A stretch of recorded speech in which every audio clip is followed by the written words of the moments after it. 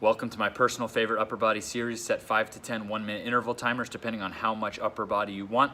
Start with the cross bench pullover. I suggest starting with around 12.5% of your weight, and over the course of dense strength working up to as much as 25% of your weight. But you could start as light as you need to.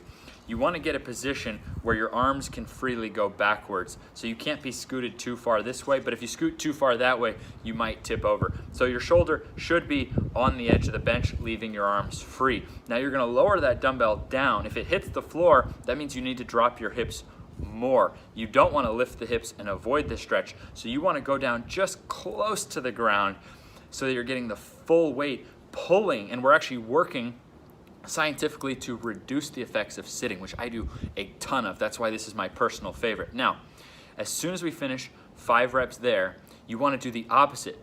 The cross bench pullover opened us up. Now we want to strengthen the muscles that lift us up. So at first you may notice really limited range when you try to work the opposite muscles, because without the flexibility, without the upper spine mobility, you may never have really worked these muscles in the middle of your back.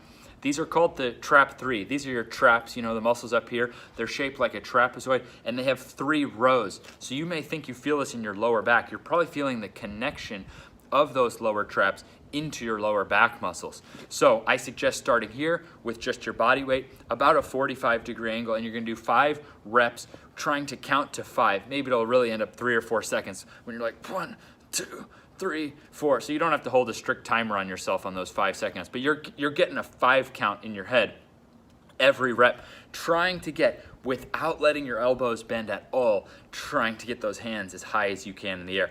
And I suggest trying to build that. I think everyone should try to build that to where you could get 5 sets of 5-second holds in 5 minutes with about 2.5% of your body weight in each hand, which is not that much, meaning for a 200-pound man, that would be 5 pounds each hand. Way tougher than it sounds.